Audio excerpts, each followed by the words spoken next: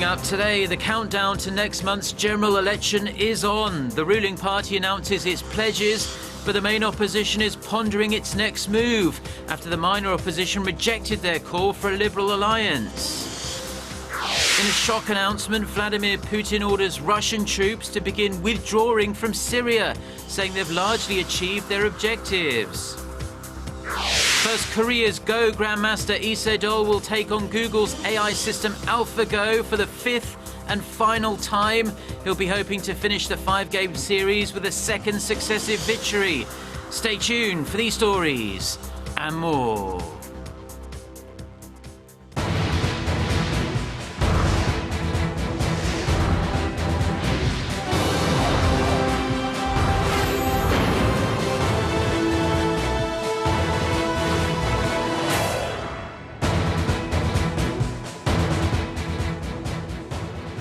Hello to our viewers around the world. It's 6 a.m. on Tuesday, March 15th here in Seoul. Thank you for joining us. I'm Mark Broom. And we start with the election buzz here in Korea, and there are just over 4 weeks remaining now before Koreans head to the polls for a general election. The ruling Se-dol party has already laid out its election pledges, which mostly revolve around revitalizing the economy. The main opposition is still formulating its plan of attack after the minor opposition rebuffed its proposal that they join forces to try and unseat the ruling party. Ji Myung-gil reports. The ruling Se-dol party stated its intentions on Monday for victory at the April 13th general election. The Se-dol party will win the upcoming election by putting people's livelihoods first. We will continue to strive for the success of President Park Geun-hye's administration. As a show of determination to win the April contest, the ruling party announced 5 election pledges. The first is to narrow the gap between the haves and have-nots. Second is to create more jobs on the back of government-led deregulation. Third, create effective policies to support younger generations and foster talent.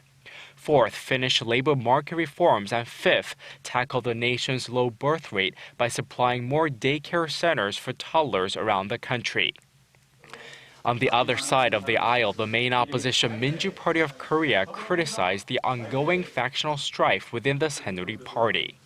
The political infighting reveals the more unsavory aspects of President Park Geun-hye's dictatorial leadership and proves that the administration is incompetent. As a result, people will think twice before voting for a Park loyalist.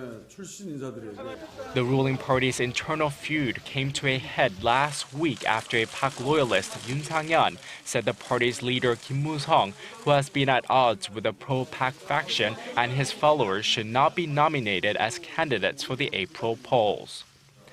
Meanwhile, the Minju Party appears resigned to the fact that its proposal to merge with the minor opposition People's Party ahead of the election is unrealistic, as the founder and co-leader of the People's Party, An Cheol-soo, remains sternly opposed to any such alliance. Ji Myung-gil, Arirang News. Now, the South Korean government has vowed to work with the international community to take strong and resolute measures against North Korea for its provocations and all-round aggressive behavior. Kwon So-ah reports. In a gesture of encouragement, President Park Geun-hye held a meeting with heads of South Korea's overseas diplomatic missions, during which he called for their support in implementing the UN Security Council's recently passed sanctions on North Korea in each of their sojourning countries. She said an environment will be created that'll inevitably bring about change in North Korea. Speaking to the diplomats earlier in the day, South Korea's Foreign Minister Yoon Byung-se stressed the need more than ever for all-out diplomatic efforts in dealing with North Korea. At the beginning of the year, North Korea conducted its fourth nuclear test and a long-range missile launch. Even now, the North continues its belligerent rhetoric and actions, such as threatening to deploy nuclear warheads, conducted preemptive strikes, and more nuke tests. His remarks were part of an opening speech made at an annual gathering in which he assessed diplomatic achievements from last year and touched upon the roadmap and key diplomatic targets for this year. Yoon said that with the expansion of South Korea's international clout, expectations are growing accordingly regarding the country's role in the international community. Meanwhile, issues expected to top the agenda during the 5-day meeting include Seoul's response to North Korea's threats, diplomacy for peace and unification on the Korean peninsula, discussions on how to utilize diplomatic support to revitalize the economy, and the safety of South Korean nationals abroad. 권소아, Arirang News. Now, North Korea has released more information regarding its alleged development of miniaturized nuclear warheads. Some experts, however, remain divided over Pyongyang's actual nuclear capabilities. Connie Kim reports. North Korea released last week the first picture of what it claims to be a miniaturized nuclear warhead. While it symbolizes a major threat, the image also drew speculation that the silver sphere, estimated to be about a meter in diameter, was just a mock-up. Seoul maintains a stance, saying Pyongyang does not yet have the technology for such an advancement. North Korea is evaluated to have reached a significant level in miniaturizing nuclear weapons, but South Korea does not believe Pyongyang has acquired a miniaturized nuclear warhead. However, some experts and organizations have a different take on Seoul's conservative stance. The U.S.-based North Korea monitoring website 38 North recently said there is enough open-source evidence to show there is a serious possibility that North Korea has developed a compact fission device that's about 60 centimeters in diameter and weighs between 200 to 300 kilograms. There is also suspicions that the AQCON nuclear supplier network sold related sensitive technology to Pyongyang. Since North Korea acquired technology related to nuclear warheads from the CON network starting from the mid-1990s, it can be concluded that North Korea already succeeded in miniaturizing a nuclear warhead in the 1990s. Reflecting growing concerns, a South Korean ambassador to the UN, Oh Jun, warned that Pyongyang is reaching a crucial threshold for nuclear capabilities. That's why Oh urged the North to come to the negotiating table to discuss denuclearization, stressing more, tougher sanctions could be imposed on the reclusive state if it forges ahead with another provocation. Connie Kim, Arirang News. The United Nations human rights investigator for North Korea says it's high time the leadership in Pyongyang take responsibility for its crimes against humanity. Speaking at a UN Human Rights Council meeting in Geneva on Monday, Marzuki Darusman said the North Korean people are starving and suffer slave-like working conditions, while its leaders spend huge sums of money garnered from the country's huge resources to develop nuclear weapons and ballistic missiles. He called for a stern follow-up action to the UN's landmark Commission of Inquiry report, stressing that the warning letter sent to Kim Jong-un 2 years ago has done nothing to improve the situation in the north. He urged the Human Rights Council to set up an expert panel to look into the structure and methods of accountability in order to bring Pyongyang to account for its rights abuses. Russian President Vladimir Putin has issued a surprise order to start the withdrawal of his military forces from Syria. Speaking at a meeting at the Kremlin, Putin said Russia had largely achieved their aims and they would start leaving on Tuesday. Now, the Russian leader's comments come as fresh peace talks aimed at resolving the Syrian civil war resumed in Geneva. The Syrian opposition, which has bore the brunt of Russian airstrikes for the past 4 months, says the withdrawal will give peace talks a positive push if it is serious. Experts say Putin's decision might be a signal to the Syrian government that they are not going to get Russian support indefinitely, that this may come at a price, with that price being peace talks. Now, an exciting day lies ahead because Korea's Go Grandmaster Se-dol is to play his 5th and final match against Google's AI system AlphaGo on Tuesday afternoon in Seoul. The winner of the 5-game series has already been decided, however. The AlphaGo team will give the $1 million prize money to charity after winning the first 3 matches. However, Se-dol took revenge in the 4th game on Sunday, adding extra intrigue to this final game. Experts say today's game is a deal-breaker for both sides. With another win, Se-dol could prove to the world that his success in the 4th game was not a fluke, relatively speaking, of course, while a fourth victory for AlphaGo would add more credence to the power of the AI system. The 33-year-old grandmaster from Korea has expressed his hope for another victory. He has requested black pieces for the game, and Google DeepMind's team has accepted that request. The match begins at 1 p.m. Korea time in Seoul and will be broadcast live on the DeepMind channel on YouTube.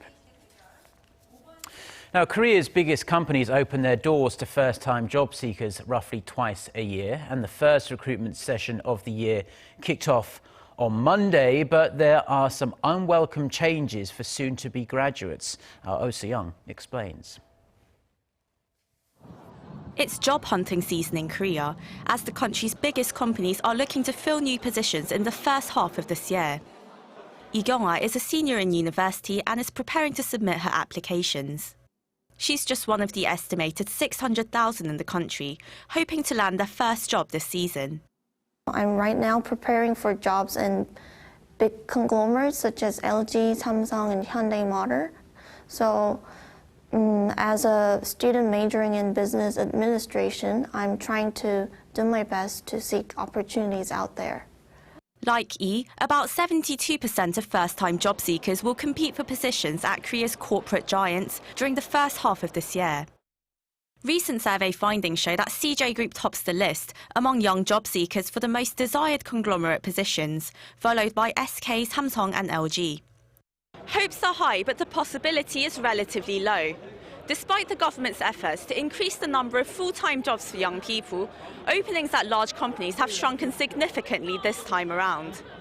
A recent survey reveals that almost half of Korea's largest companies will not be offering new full-time positions to college graduates this season, with only 36% willing to employ new workers. In fact, the number of openings are expected to be reduced by 4.8% on average. The construction sector will make the biggest cut of almost 30% compared to last year, manufacturing by 18% and the finance sector by 10%. Employers in the food and beverage, IT and service sectors also plan to offer fewer positions. Experts say this is due to the country's sluggish economic conditions. Hiring and training new employees adds a big financial burden, so both conglomerates and small and medium firms will likely hire fewer workers this year. It may seem like some conglomerates have increased new jobs, but most of them are internships or scholarship programs, not full-time positions. With the youth unemployment rate in January having reached a 16-year high at 9.5%, it seems that first-time job seekers should prepare themselves for the toughest competition yet. Oh Se-young, Arirang News. Now, after seeing some sharp gains in global oil prices recently, expectations are growing that global prices have bottomed out already. But is that really the case? Our economics correspondent Hwang Ji-ae got an expert's point of view. The nosedive in global crude oil prices has stopped, at least for now, with prices currently hovering around $40 a barrel from below the $30 level seen earlier this year. The crude markets were buoyed after the world's two biggest oil producers, Saudi Arabia and Russia, along with others, agreed to freeze oil output at January levels. A bullish outlook from a report released by the International Energy Agency on Friday has also fueled optimism, as it suggested that prices may have bottomed out. Some other factors boosting expectations of an upturn include crimped production from U.S. shale oil companies as they failed to cover costs due to record low prices. But not all believe oil prices will bounce back to levels seen in June 2014, when prices first started to enter an unprecedented slide. They say the recent gains will be limited. What we see is it's not only true for oil, it's true for natural gas, that on the commodity price side, we have oversupply. We have obviously that at the same time with lower growth than expected. We have storage capabilities that are at full charge, and that all that together describes a situation where we do not see prices going up in the short term. Frey adds crude is likely to remain in the $40 to $60 range per barrel for the rest of the year, falling far short of the $100 level companies once enjoyed. And while some major oil producers will meet later this month to complete output talks, Iran is largely forecast to remain reluctant over such negotiations as it looks to rake in profits from its recent sanctions lift. Hwang Jie, Arirang News.